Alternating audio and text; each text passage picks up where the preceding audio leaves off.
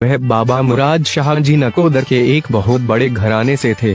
बाबा मुराद शाह जी खुद भी बहुत पढ़े लिखे हुए थे और दिल्ली में एसडीओ के पद पर तैनात थे। उनका असल नाम विद्यासागर था। जहां वे काम करते थे वहीं एक मुस्लिम लड़की भी काम करती थी।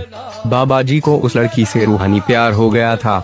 एक दिन उस लड़की की शादी तय हो गई और वे उनके पास आकर कहने लगी कि आप मेरे से शादी करना चाहते हो तो आपको मुस्लिम बनना पड़ेगा।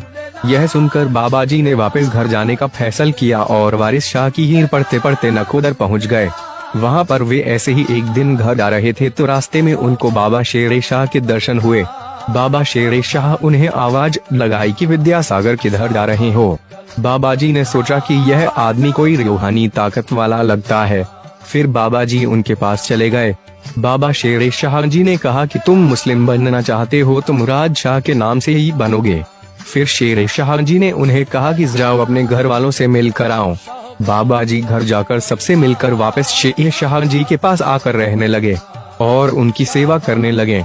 बाबा मुराद शाह जी को बाबा शेर शाह की तरफ से परीक्षाएं देनी पड़ी, परंतु वह एक एक कर सारी परीक्षाएं पार करते गए और बाबा शेर शाह के सबसे प्यारे बन गए।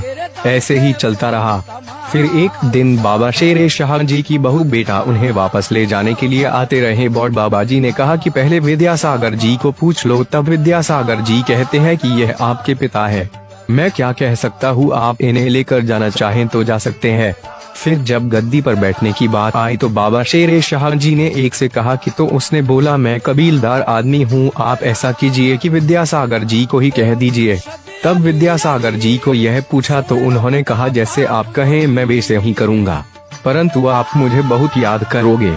बाबा शेर शाह जी ने कहा कि जब भी तुम याद करोगे मैं तुमसे मिलने आ जाया करूँगा और आज से तुम्हारा नाम मुराद होगा और तुम लोगों की मुरादें पूरी करोगे।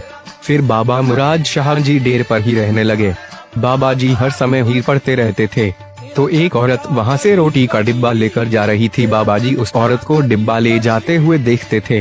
बाबा जी ने एक दिन उसे माँ कहकर पुकारा और पूछा कि कहाँ जा रही हो। आगे उस औरत ने जवाब दिया कि परसों मेरे बच्चों को फांसी होने वाली है, मैं उनके लिए रोटी लेकर जा रही हूँ।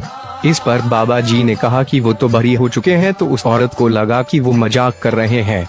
जब वो औरत आगे जाती है तो उसे पुलिस थानेदार मिलता है और कहता है कि तेरे बेटे तो 2 दिन पहले ही बरी हुए हैं।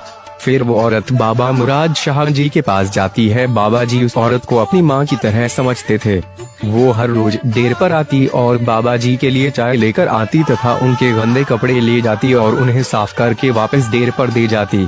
एक दिन बाबा जी ने कहा कि तेरे बेटे को इंग्लैंड भेज दें। इस पर वो औरत बोली कि बाबा जी हम बहुत गरीब लोग हैं, हम कैसे जा सकते हैं।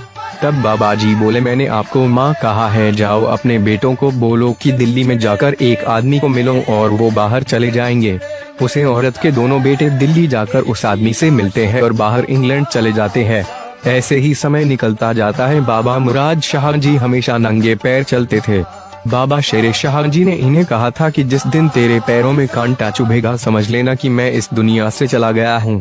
एक दिन चलते चलते बाबा जी के पैरों में कांटा चुभ गया। बाबा मुराद शाह जी से अपने गुरु का विछोह सहन नहीं होता था और वो भी जल्द ही 28 साल की उम्र में दुनिया छोड़ गए। बाबा मुराद शाह जी ने 24 साल की उम्र में फकीरी शुरू की तथा 28 साल की उम्र में दुनिया से चले गए। सिर्फ 4 साल में वली बन जाना बहुत बड़ी बात है। बाबा मुराद शाह जी दरगाह तथा पिया हाजी अली दरगाह मुंबई को एक जैसा दर्जा प्राप्त है। साडा यार नकोदर दे विच पीर मुरादा वाला।